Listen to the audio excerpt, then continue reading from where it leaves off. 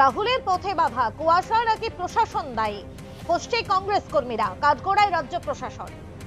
শুক্রবার সকাল 9টা নাগাদ কান্দি থানার গোকর্ণ সভাস্থলে কর্মীদের ভিড় চোখে পড়ার মতো। রাহুল গান্ধীর অপেক্ষায় রাস্তার দুধারে ভিড় জমাতে শুরু করেছে কংগ্রেস কর্মী সমর্থকেরা। শুক্রবার সকাল 8টায় মুর্শিদাবাদের কান্দি থানার মহলন্দি মাঠ থেকে যাত্রা শুরু হওয়ার কথা ছিল, কিন্তু কুয়াশার কারণে নির্দিষ্ট সময়ে যাত্রা শুরু করতে না পারায় এদিন মাধ্যমিকের প্রথম পরীক্ষা থাকায় মাধ্যমিক পরীক্ষার্থীরা সেন্টারে পৌঁছানো পর্যন্ত যানজটের আশঙ্কায় ওই পদযাত্রা আরো কিছুক্ষণ শুরু করা যাবে না বলে জানায় প্রশাসন।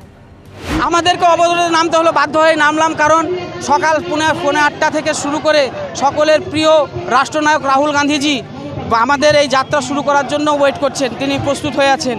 কিন্তু সেখানে আমরা প্রশাসনকে বারবার দেখছি তাকে, রাহুল গান্ধীজিকে ওইখানে আটকে দেওয়া হয়েছে এবং তিনারা বলছেন যে এই যাত্রাটাকে, ভারত জোড়ো যাত্রাটাকে পশ্চিমবাংলার ভিতরে এখানে শেষ করতে হবে, কারণ তিনারা ভয় পেয়েছেন গতদিন যে স্রোত যে আমরা দেখেছিলাম 1 তারিখে, সেই স্রোতটা আজকেও হতে যাচ্ছে। আমরা জানি আজকে মাধ্যমিক পরীক্ষা, তার জন্যই আমরা খুব তাড়াতাড়ি এই যাত্রাটা শুরু করে দিয়ে আমরা 1টার মধ্যে এই পশ্চিমবাংলা বর্ডারটাকে ক্রস করতাম। কিন্তু প্রশাসনিক দলদাসে পরিণত হওয়া মামাটি মানুষের সরকার, আদিক্ষেতার সরকার, এই মামাটি মানুষের সরকারের দলদাসে পরিণত হওয়া এই প্রশাসনরা তারা ইচ্ছাকৃতভাবে রাহুল গান্ধীজিকে আটকে দিয়েছে। আমাদের 10টার সময় মাধ্যমিক পরীক্ষা স্টার্ট হয়ে যাওয়ার কথা, আমরা সেটাও বলেছিলাম 10টার মধ্যে আমাদেরকে যদি বেরোতে দেন আমরা 1টার আগে এই পশ্চিমবাংলাটা আমরা ক্রস করে যাব। কিন্তু তিনারাও এখনও পর্যন্ত রাহুল গান্ধীকে বাইরে যাত্রা করার কোনো পারমিশন দিচ্ছেন না, কারণ মাধ্যমিক পরীক্ষার প্রথম দিন সকাল 9টা বাজতে চললেও কুয়াশার চাদরে এলাকা ঘিরে থাকায় বিপদে পড়েছিল পরীক্ষার্থীরাও।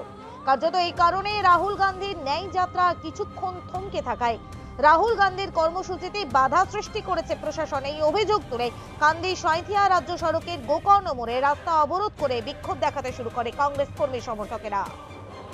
প্রেমের দোকান খুলতে পশ্চিমবাংলায় না, সারা ভারতবর্ষে এসেছেন। সারা ভারতবর্ষে তিনি ভারত জোড়ো যাত্রা করেছেন। এখন ভারত জোড়ো ন্যায়যাত্রা পশ্চিমবাংলায় প্রবেশ করার পর থেকে আপনারা দেখতে পাচ্ছেন যে আসামে কি ঘটনা ঘটলো। বিহার থেকে যখন বাংলায় ঢুকলো, রাহুল গান্ধীর গাড়ির গ্লাস ভেঙে দেওয়া হলো, তাকে খুন করার চক্রান্ত করা হলো। এই জায়গায় দাঁড়িয়ে আজকে যখন পশ্চিমবাংলার মুর্শিদাবাদ জেলাতে গতকাল উনি প্রবেশ করেছেন মালদা হয়ে, সেখানে দেখা গেল একের পর এক বাধার সম্মুখীন হচ্ছে কংগ্রেস পার্টি এবং আমাদের জননেতা অধীর রঞ্জন চৌধুরী। তার নেতৃত্বে পশ্চিমবাংলায় যখন এই ভারত জোড়ো ন্যায়যাত্রা যাচ্ছে, তখন দেখা যাচ্ছে সরকার থেকে বিভিন্ন অজুহাত দেখানো হচ্ছে, বলছে এখানে কোনো রকম পারমিশন রাহুল গান্ধী দেওয়া যাবে না। তা আমাদের বক্তব্য হচ্ছে এটাই, আমরা প্রেমের দোকান খুলতে এসেছি রাহুল গান্ধীজির হাত ধরে।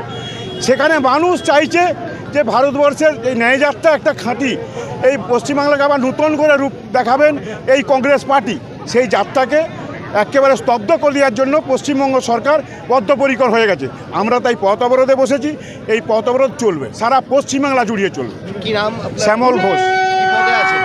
আমি জেলা কংগ্রেসের জেনারেল সেক্রেটারি, মেদিনীপুর জেলা। ব্যুরো রিপোর্ট, বাংলা দর্শক।